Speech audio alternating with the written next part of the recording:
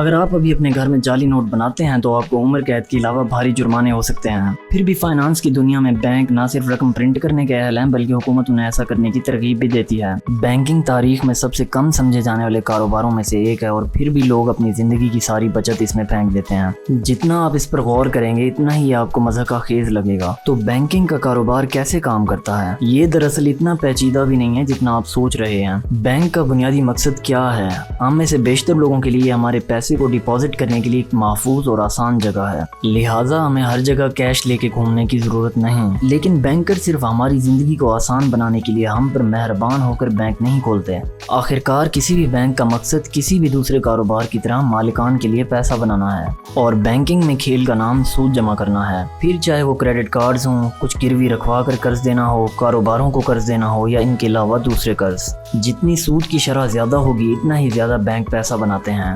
لیکن قرضے کچھ بڑی بات نہیں ہے، اور یہ کہ اگر وہ پیسہ بنانے کے لیے استعمال کیے جاتے ہیں تو اس میں بھی کچھ برا نہیں۔ بہرحال اگر کاروبار اس قدر قیمت فراہم نہ کرتے تو ہماری جدید زندگی بالکل بھی موجود نہ ہوتی۔ لیکن دوسرے کاروباروں کے برعکس بینک ہی ہیں جو قانونی طور پر صرف ہوا سے پیسہ چھاپنے کے اہل ہیں۔ پرانے وقتوں میں کیمیا دانوں کا خواب تھا کہ کسی طریقے سے دوسری میٹلز کو سونے میں کنورٹ کیا جائے۔ جو بھی یہ فارمولہ دریافت کرے گا وہ مزید سونا بنا کے پوری دنیا کی دولت پر قبضہ جما سکتا ہے۔ لیکن آج کے دور میں حالات تھوڑے مختلف ہیں کیونکہ کرنسی سونے سے نہیں جڑی ہوئی۔ دراصل جدید کرنسی کسی بھی چیز سے جڑی ہوئی نہیں، اسی لیے اسے فیاٹ منی کہتے ہیں۔ پیسہ جو واقعی کاغذ کے علاوہ کچھ نہیں، جو حکومت کہتی ہے وہ رقم ہے، اور ہم اس کاغذی رقم کو استعمال کرتے ہیں کیونکہ ہم حکومت اور معیشت پر اتنا یقین رکھتے ہیں کہ ہمیں پتہ ہے کہ ہم اس پیسے کے بدلے چیزیں خرید سکتے ہیں۔ بینکر جدید دور کے کیمیا دان بن چکے ہیں جو اس ناقص منی سسٹم کی وجہ سے ہے جس میں کچھ بھی پیدا کرنے کی صلاحیت نہیں، اور جب آپ ان تمام ٹیکنیکل ٹرم سے گزر جائیں تو یہ عمل بذات خود اتنا کمپلیکیٹڈ نہیں۔ یہ جدید کیمیا دانوں کا جادو ہر بار کام کرتا ہے جب آپ بینک اکاؤنٹ میں پیسہ ڈپازٹ کراتے ہیں۔ یہ کچھ اس طرح کام کرتا ہے۔ فرض کریں آپ کو 1 لاکھ روپے تنخواہ ملتی ہے اور آپ اسے اپنے بینک اکاؤنٹ میں جمع کرواتے ہیں۔ اب اگرچہ آپ کی اپنے پیسے کو کسی بھی بینک میں جمع کروانے کی واحد وجہ یہ ہے کہ آپ توقع کرتے ہیں کہ بعد میں اس رقم کو استعمال کرنے کے لیے نکال سکیں۔ قانون کے مطابق بینک کو آپ کے 1 لاکھ روپے میں سے صرف 6% ڈپازٹ کے طور پر جمع کرنے کی ضرورت ہے۔ اس کا مطلب یہ ہے کہ آپ کے جمع کرائے ہوئے 1 لاکھ میں سے بینک کو اختیار ہے کہ وہ 94,000 روپے دوسرے لوگوں کو قرض کے طور پر دے دیں۔ اور اگر آپ اس چھوٹے سے منظر نامے کو سمجھتے ہیں تو آپ کو اندازہ ہو گیا ہوگا کہ بینک نے مختصر طور پر کیسے پیسے کو چھاپا۔ ویٹ، بس اتنا سا تھا؟ ابھی تھوڑا کنفیوزڈ ہیں تو آئیے اس کو دوبارہ سمجھتے ہیں۔ فرض کریں ایک خیالی دنیا ہے جہاں آپ، بینک اور وہ شخص جسے بینک نے آپ کا پیسہ قرض دیا، فرض کریں احمد، تینوں اس خیالی دنیا میں رہتے ہیں۔ آپ اپنے 1 لاکھ روپے سے شروع کرتے ہیں جبکہ بینک اور احمد کے پاس 0 روپے ہیں، لہٰذا پیسے کی سپلائی صرف 1 لاکھ روپے ہے۔ آپ اپنا 1 لاکھ روپے اس لیے بینک میں جمع کرواتے ہیں تاکہ اسے جیب میں نہ لے کے گھومنا پڑے، اور آپ کو یہ پیسہ گھر میں کہیں چھپانے کا آئیڈیا صحیح نہیں لگتا۔ آپ بینک کو پیسہ نہیں دے رہے بلکہ آپ انہیں قرض دے رہے ہیں، اور آپ کے پاس کچھ سہولت اور ذہنی سکون ہے کہ آپ جب بھی چاہیں اس رقم کو بعد میں استعمال کر سکتے ہیں۔ لیکن چونکہ بینک بھی کاروبار ہیں جو یہاں پیسہ بنانے کے لیے ہیں اور قانوناً انہیں صرف 6% ڈپازٹ جمع کرنا پڑے گا، تو وہ کیوں باقی سارا پیسہ رکھ کر بیٹھے رہیں گے جب وہ اسے قرض دے کر سود سے پیسہ بنا سکتے ہیں؟ تو بینک کہتا ہے دیکھیں ہم اس خیالی دنیا میں رہتے ہیں جہاں ریزرو کی ریکوائرمنٹ صرف 6% ہے، جس کا مطلب ہے ہمیں صرف 6% پیسہ جمع کرنا پڑے گا اور باقی کا پیسہ ہم قرض کے طور پر دے سکتے ہیں، اور پھر وہ ایسا ہی کرتے ہیں۔ یہی بینک کا بزنس ماڈل ہے، یا اس کے ایک بڑے اہم حصے کا بزنس ماڈل ہے۔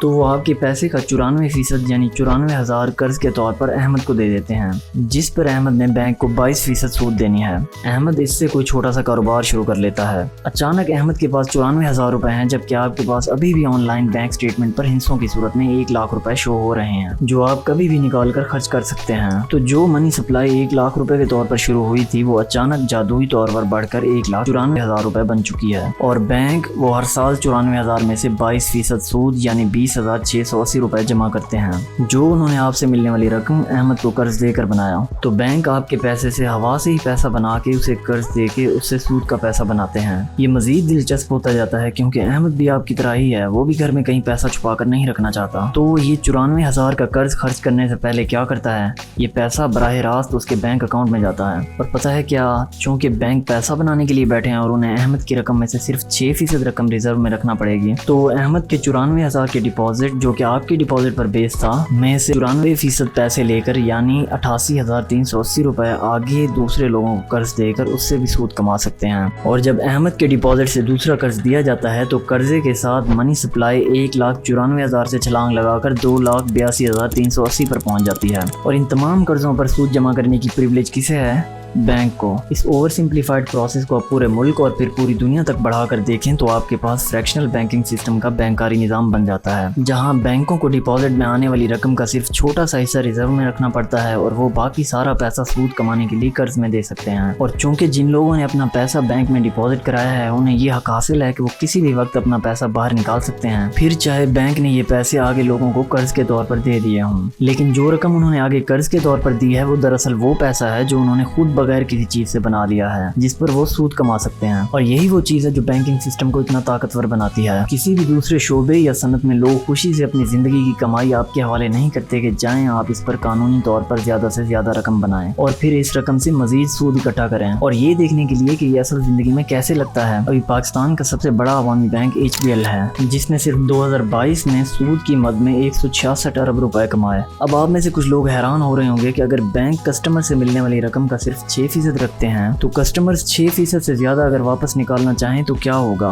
दरअसल बैंकारी की पूरी तारीख में ये एक बहुत बड़ा मसला रहा है जिसे बैंक रन का नाम दिया जाता है। जब बैंक के बहुत ज्यादा कस्टमर्स इकट्ठा पैसा निकाल लेते हैं। फ्रैक्शनल रिजर्व बैंकिंग में ये तकरीबन नागुज़ीर है क्योंकि आखिरकार लोगों ने अपनी रकम वापस निकालनी है। लिहाजा बैंक रन के खतरे को कम करने के लिए हुकूमत लोगों को इस बात की जमानत देती है कि अगर बैंक आपको आपके पैसे वापस देने के काबिल नहीं रहता तो हर बैंक में हर शख्स के हर अकाउंट में 2,50,000 रुपए की इंश्योरेंस हुकूमत की तरफ से होगी। ऊपर से ये बैंक के सारिफ के लिए वाकई अच्छा लगता है। यकीनन बैंक आपके पैसों से पैसा कमा रहा है, लेकिन कम से कम आपके पैसों की जमानत हुकूमत के जिम्मे है। लेकिन इससे बैंकिंग के कारोबार को उनके नुक्ता नजर से एक और बहुत बड़ा फायदा हासिल है। अगर कस्टमर्स के पैसे की जमानत हुकूमत लेती है तो उन्हें कस्टमर्स के पैसे के साथ एहतियात बरतने की क्या जरूरत है? उन्हें ज्यादा से ज्यादा सूद कमाने के लिए हर खतरनाक हद तक जाने से कौन रोकेगा, जबकि वो जानते हैं कि बदतरीन सूरत हाल में भी उन्हें हुकूमत बेल आउट दे देगी। तो बैंकिंग का कारोबार कितना मजा का खेज है। जब आप गौर करते हैं कि हम खुशी से अपना सारा पैसा इनको दे देते हैं और वो बगैर किसी चीज से इतना सारा पैसा बना लेते हैं और इससे सूद कमाते हैं और उनकी जमानत हुकूमत देती है, तो ये काफी मजा का खेज लगता है। हमारी सारी वर्किंग लाइफ हर तरीके और शक्ल में पैसा कमाने पर मरकूज है। तो क्या ये दिलचस्प नहीं कि फ्रैक्शनल रिजर्व बैंकिंग नामी सिस्टम जो पूरी दुनिया के माशी निजाम को चलाता है, इसके बारे में आपको यूट्यूब की एक वीडियो से सीखना पड़ा? क्या ये दिलचस्प नहीं कि एक चीज जो आलमी माशी निजाम की रीढ़ की हड्डी है, इसके बारे में तालीमी इदारों में नहीं सिखाया जाता? मेरा ख्याल है कि अगर आप पैसा कमाना चाहते हैं तो ये समझना और भी अहम हो जाता है कि पैसा कैसे काम करता है, कहाँ से आता है और लोग इन पैसों से क्या कर रहे हैं। तो अगर आप इस बारे में मजीद जानना चाहते हैं तो इस चैनल को देखते रहें। इंशाअल्लाह मुस्तकबिल में भी ऐसी वीडियोस आती रहेंगी।